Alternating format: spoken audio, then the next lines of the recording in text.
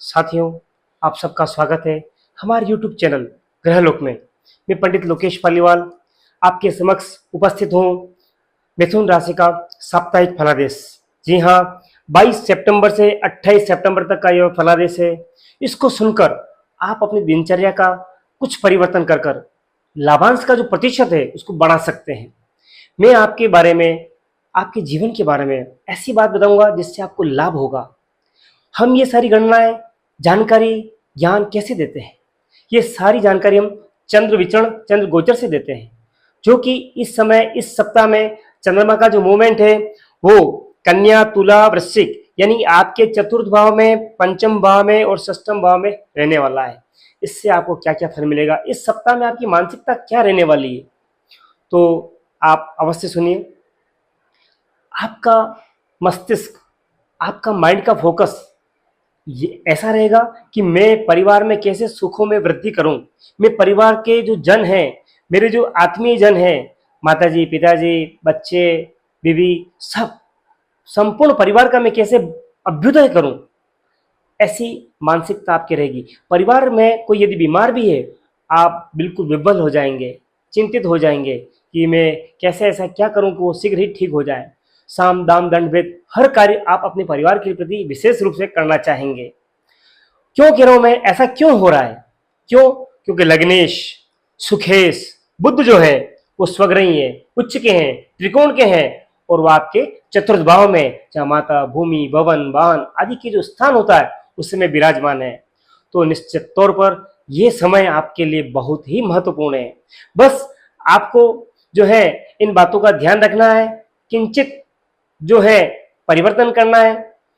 अब हम विस्तार से बात करते हैं कि आपको इस वीक में प्रारंभ में, बीच में और अंत में क्या क्या ध्यान रखना है। तो ये बात आप विशेष ध्यान रखेंगे। प्रारंभ में कोई भी नई चीज नहीं खरीदेंगे, कुछ भी लेन देन नहीं करेंगे, किसी से भी कुतर्क नहीं करेंगे, जहां तक संभव हो मौन रहेंगे, बोलेंगे कम, सुनेंगे ज्यादा।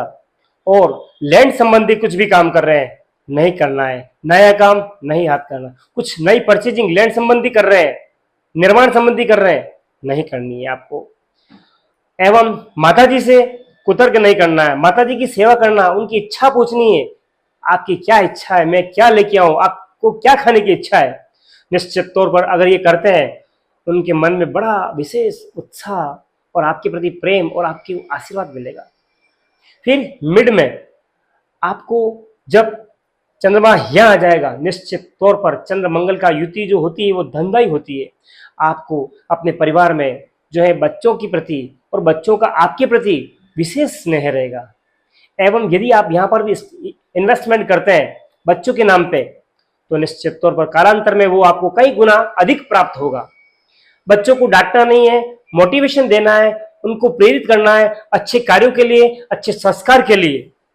और कुछ समय निकालें आप अध्ययन के लिए, उसको स्वाध्याय कहेंगे हम। तो स्वाध्याय में अपना कुछ समय निकालिए। निश्चित तौर पर ये बीच का जो समय है सप्ताह में बेहद महत्वपूर्ण है।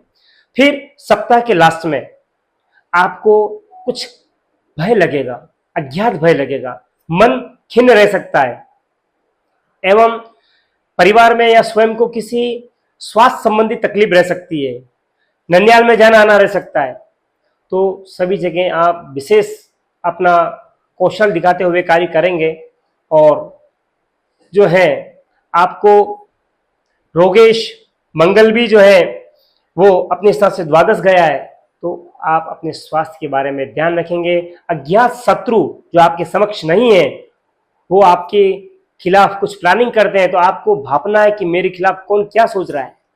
उससे आप सावधान कैसे रह सकते हैं, कैसी अपनी मानसिकता को सुदृढ़ करेंगे, ये सारी बातें आप ध्यान रखेंगे। फिर विशेष बात, इस सप्ताह में नवरात्रि शुरू होने जा रही है 22 से, तो आपको इस समय विशेष आराधना करनी है। आराधना क्या करनी है?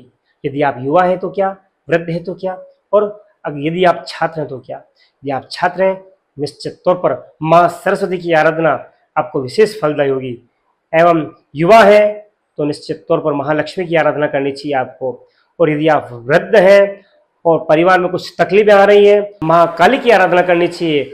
और स्वास्थ्य के मंत्रों का जो माता जी का है उनका आपको स्वाध्याय जप पाठ करना है। नहीं तो नवाण मंत्र, नवाण ओम आईम ह्रीम क्लीम चामुंडा बिच्ची इस मंत्र का जाप करना है। निश्चित तौर पर नवरात्रि में आपको विशेष एनर्जी, विशेष शक्ति का जो है प्राप्त रहेगी और इसके द्वारा आप स्वयं, परिवार और कर्म क्षेत्र सभी जगह अपनी विजय पताका को लहराएंगे।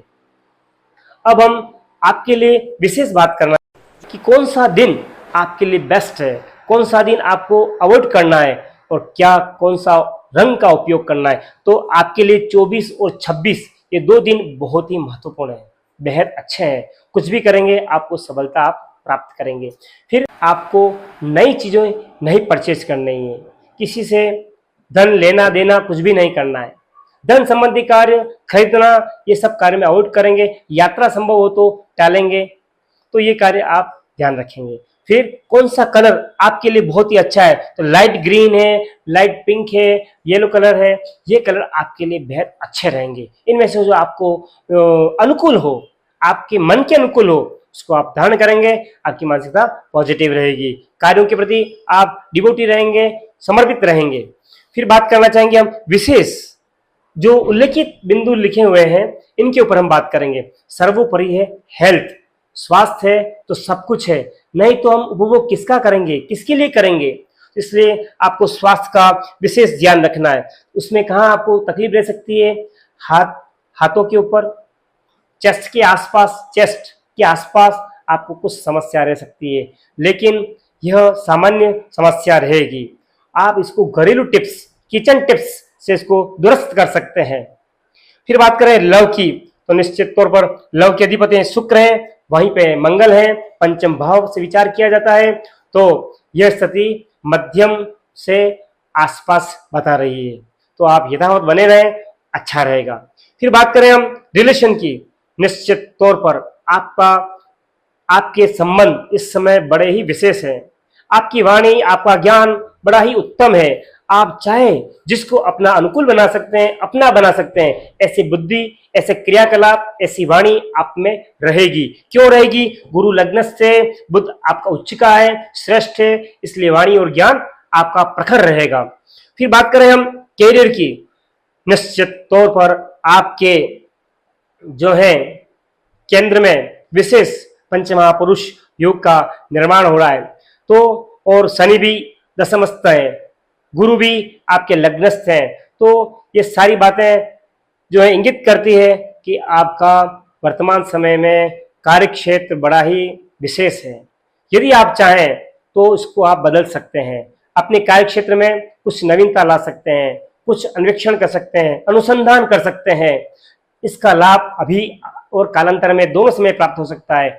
आपको प्रोडक्शन संबंधी, मैनेजमेंट संबंधी और वित्त संबंधी, लेखन है, वाणी है, इनसे संबंधी इन कार्यों में आपको विशेष लाभ रह सकता है। परिवर्तन के साथ लाभ विशेष आ रहा है। जो कार्य करने इसमें क्या परिवर्तन हो सकता है, यह आपको चिंतन करना होगा। फिर बात करें हम, यदि आप छात्र हैं तो निश्चित तौर पर विद्या, बुद्धि, उपासना जो है पंचम 5th हाउस से देखा जाता है। वहीं मंगल बैठे हैं, उनके स्वामी विनस शुक्र है। ये इंगित करता है यदि आप पारिवारिक जो है विचारधाराओं से दूर रहते हैं, उनकी चिंताओं से दूर रहते हैं, तो निश्चित तौर पर मैं कह सकता हूं आप विद्या अध्ययन क्षेत्र में अपने झंडे को लहरा सकते हैं।